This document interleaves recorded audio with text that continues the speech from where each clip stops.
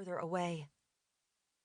As they were moving, her heel fell off and onto the patio floor. Just like Cinderella.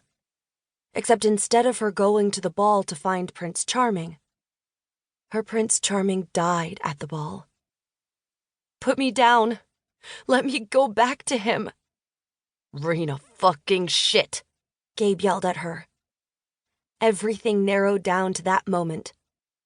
Beckham was gone. Gabe was taking her away from him. She kicked and clawed at him to release her. She couldn't do this.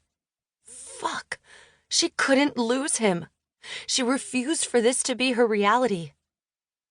Gabe cursed and then dropped her on the pavement, tugging her hastily into a secluded alcove.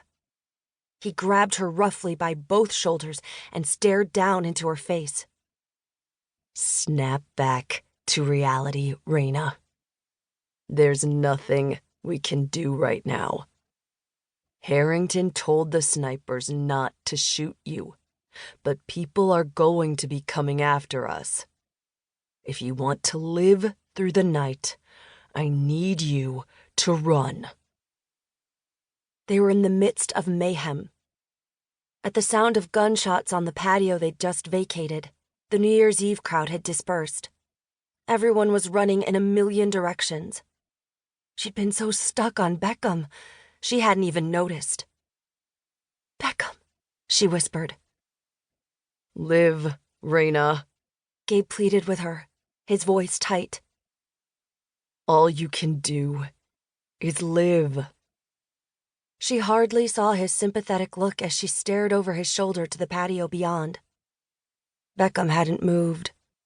Living didn't feel possible. How could she live when he didn't?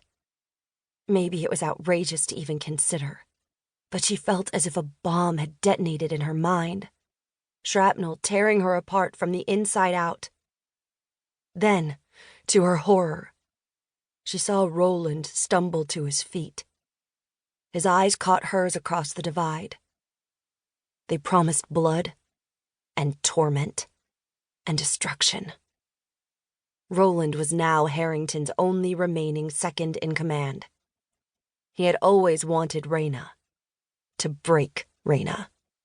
She could see then and there that he would stop at nothing to get what he wanted this time. Beckham couldn't stop him. Harrington wouldn't stop him. Leaving now was the only way to escape a fate worse than death. She couldn't continue to stand there. She couldn't go back in time. Nothing she did could fix this situation. Beckham's death would not be for nothing. All of this would not be for nothing.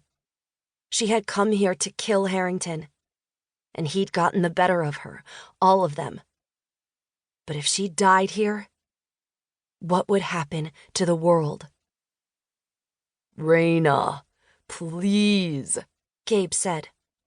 She turned clear, devastated eyes to him and nodded her head. He released a harsh breath of relief. In that moment, she realized that she had scared him, that he'd thought he'd lost her. He didn't know how right he was, but she would have time to think about that later. Right now, she needed to survive this. They needed to get through this moment. The next one, she couldn't even consider. She wouldn't ask herself the questions that were already haunting her. She compartmentalized them into one space in her brain, kicked off her other shoe, and took off sprinting after Gabe. Barefoot and in nothing but a strapless dress and Beckham's suit coat, she was freezing. But she didn't dare stop. She would deal with the sub-freezing temperatures later, too. They made it to the end of the block and nearly ran smack dab into Megan. Her fiery red hair was a halo around her head, her silvery dress obscured by a black bomber jacket that went nearly to her knees. "What took you so long?" Megan gasped, moving into position next to them. "I'll tell you later," Gabe said. Reyna glanced over her shoulder, her eyes rounded in horror. "Fuck." "What?" Gabe asked.